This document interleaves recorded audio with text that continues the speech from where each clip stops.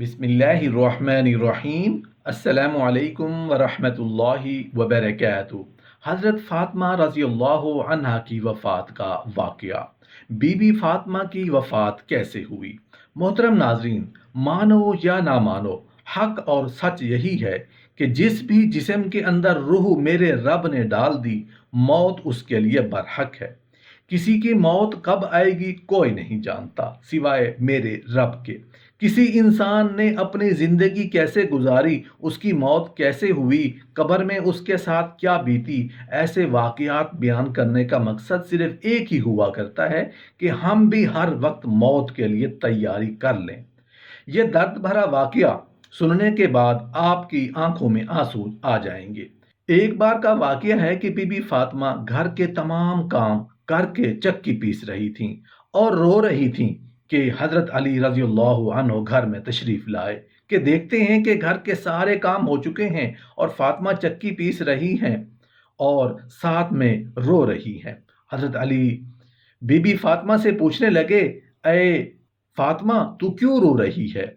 और ये पानी किस लिए ये गर्म हो रहा है? और इतना सारा आटा एक साथ क्यों पीस रही हो? बीबी फ़ातिमा रोकर फरमाने लगीं, ऐ मेरे प्यारे शौहर, आज मैंने एक ख्वाब देखा है कि मेरे अब्बू जान किसी चीज़ को तलाश कर रहे हैं।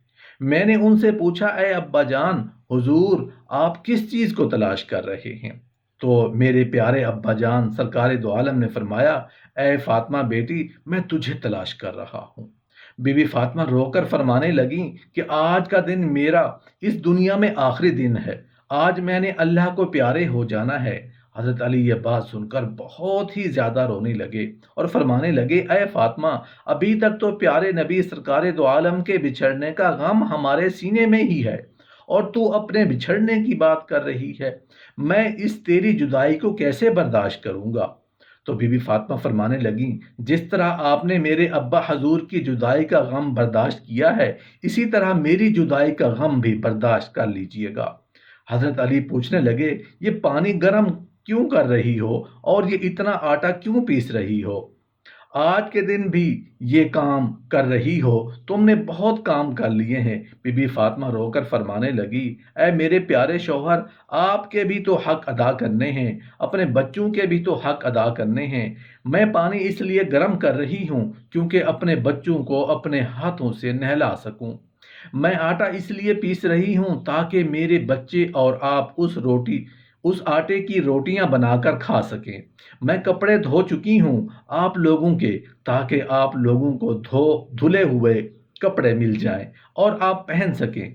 मेरे बाद मेरे बच्चों को कौन आटा गूंदकर पीस कर खिलाएगा? ये कहकर बीबी फ़ातिमा बहुत ही ज़्यादा रोने लगी और साथ में हज़रत अली भी रोने लगे। हज़रत अली बीबी फ़ातिमा को समझाकर वहाँ से उठा लेते हैं और कहते हैं, ये काम मत करो। तभी बीबी फ़ातिमा की तबीयत बहुत ज़्यादा ख़राब होने लगती है, उन्हें तेज़ बुखार होना शुरू हो जाता है।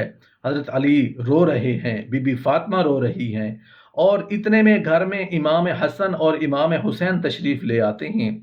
वो दोनों अपनी माँ और बाप को रोते हुए देखते हैं तो अपनी माँ के सीने से लग जाते हैं।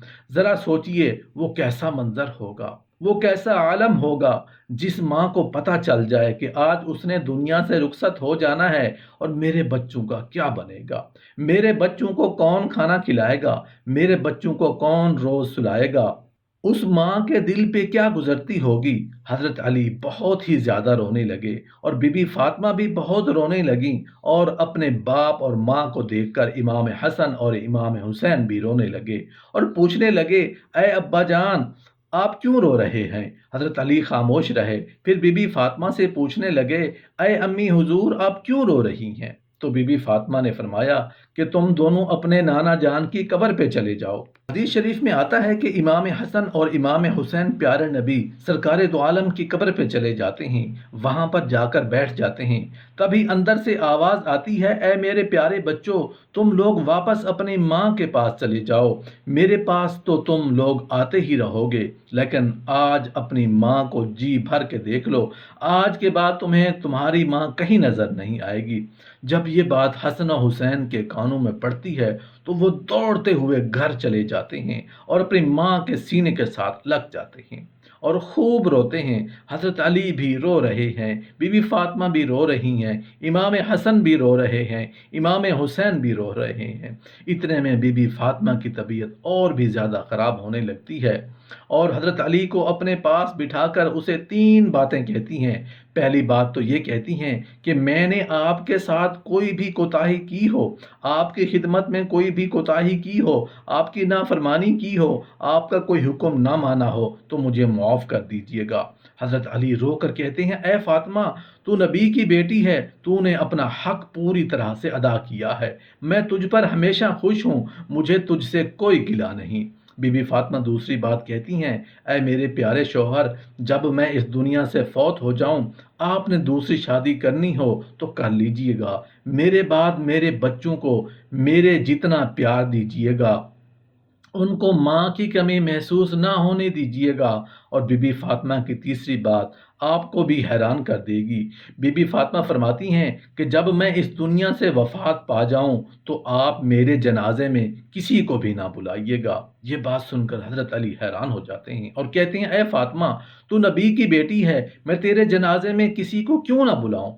تو بی بی فاطمہ فرماتی ہیں کہ میں نے آج تک اپنے آپ کو پردے میں رکھا ہے، کسی غیر مرد کی نظر نہیں پڑی، میں چاہتی ہوں کہ میرے مرنے کے بعد بھی مجھ پر کسی غیر مرد کی نظر نہ پڑے، جب شام ہو جائے، اندھیرا ہو جائے، آپ مجھے تب دفن کر دیجیے گا۔ یہ بات سن کر حضرت علی بہت روئے، بی بی فاطمہ بہت رو رہی ہیں، امام حسن بہت رو رہے ہیں، امام حسین رو رہے ہیں۔ سوچئے ذرا وہ کیسا منظر ہوگا جب ماں رخصت ہو رہی ہے ہمیشہ کے لیے اس دنیا سے اور اس کے بچے اس کے پاس بیٹھ کر رو رہے ہیں۔ یہ الفاظ کہہ کر بی بی فاطمہ ایک بات اور کہتی ہیں کہ میں نے آج روزہ رکھا تھا، میرے بابا جان نے میرے خواب میں آ کر مجھے یہ کہا ہے، اے فاطمہ، تو سحری علی کے دسترخوان پہ کی ہے، افطاری میرے ساتھ آ کے کرنا۔ اپنے پیارے بابا جان کے ساتھ یہ بات کہہ کر بی بی فاطمہ اللہ کو پیاری ہو جاتی ہیں۔ بی بی فاطمہ کو کفن پہنایا جاتا ہے، ان کا جنازہ اٹھایا جاتا ہے۔ روایت میں آتا ہے کہ جب بی بی فاطمہ کا جنازہ اٹھایا جاتا ہے تو ایک طرف سے حضرت علی کندھا دیتے ہیں اور دوسری طرف سے امام حسن کندھا دیتے ہیں، تبھی وہاں پر ایک صحابی پہنچ جاتے ہیں جن کا نام حضرت ابو ذر غفاری ہے۔ تبھی حضرت علی ان سے فرماتے ہیں کہ آج نبی کی لاڈلی بیٹی کا انتقال ہو گیا ہے، ایک طرف سے تم کندھا دو اور ادھر سے یہ جنازہ اٹھایا جاتا ہے۔ یہ روایت میں آتا ہے کہ وہ دونوں معصوم بچے امام حسن اور امام حسین رو رہے ہیں، حضرت علی رو رہے ہیں، ابو ذر غفاری رو رہے ہیں اور جنازہ قبر کے پاس رکھا جاتا ہے، قبر کھودی جاتی ہے۔ حضرت علی اس قبر کو دیکھتے ہیں جس قبر میں بی بی فاطمہ کو رکھنا ہوتا ہے۔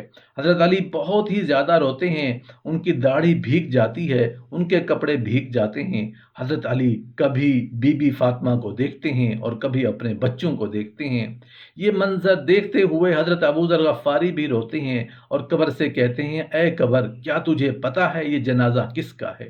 یہ محمد کی بیٹی کا جنازہ ہے، جی، علی کی بیوی کا جنازہ ہے، جن کو امام حسن اور امام حسین کہتے ہیں، یہ ان کی ماں کا جنازہ ہے۔ تبھی قبر سے آواز آتی ہے کہ میں رشتہ دار نہیں دیکھتی، میں اعمال دیکھتی ہوں۔ یہ قبر کی آواز جو آئی تھی وہ بی بی فاطمہ کے لیے نہیں تھی، کیونکہ بی بی فاطمہ تو بخشی بخشائی تھیں اور جنتی عورتوں کی سردار تھیں، بی بی فاطمہ تو ہر گناہ سے پاک تھیں۔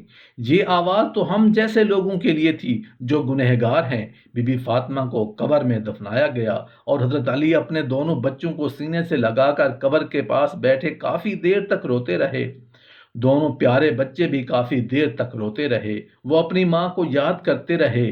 وہ ہمارے پیارے نبی کا گھرانہ تھا، وہ تو بخشے ہوئے لوگ تھے، جنتی لوگ تھے، جنت کے لوگوں کے سردار تھے۔ نافرمان لوگ تو ہم ہیں جن سے قبر ہزاروں سوال کرے گی کہ کون سے اعمال لے کر آئے ہو میرے پاس۔ اللہ تعالی ہم سب کو نیک اعمال کرنے کی توفیق عطا فرمائے۔ محترم ناظرین، روایت میں آتا ہے کہ شہزادی رسول صلی اللہ علیہ وآلہ وسلم سیدہ فاطمہ الزہرا رضی اللہ عنہا کی روح قبض کرنے کے لیے جب اللہ تبارک و تعالی نے ملک الموت کو حکم فرمایا تو ملک الموت گردن جھکا کر خاموش ہو گیا اور اس پر ہرگز راضی نہ ہوا کہ وہ سیدہ سلام اللہ علیہا کی روح قبض کرے۔ یہ احترام اس پردہ دار کا جس کے سر کے بالوں کو نہ سورج نے کبھی دیکھا، نہ کبھی چاند نے دیکھا، نہ کبھی ستاروں نے دیکھا، نہ کبھی ملائکہ کی نگاہ پڑی۔ روایت ہے کہ جب سیدہ فاطمہ الزہرا رضی اللہ عنہا کی روح قبض کرنے کے لیے اللہ تعالیٰ نے اسرائیل علیہ السلام کو حکم دیا تو وہ اس کام پر جانے کے لیے راضی نہ ہوئے، تو پھر خود اللہ تبارک و تعالیٰ نے اپنے دست قدرت سے اپنے محبوب کی لاڈلی بیٹی کی روح کو قبض فرمایا۔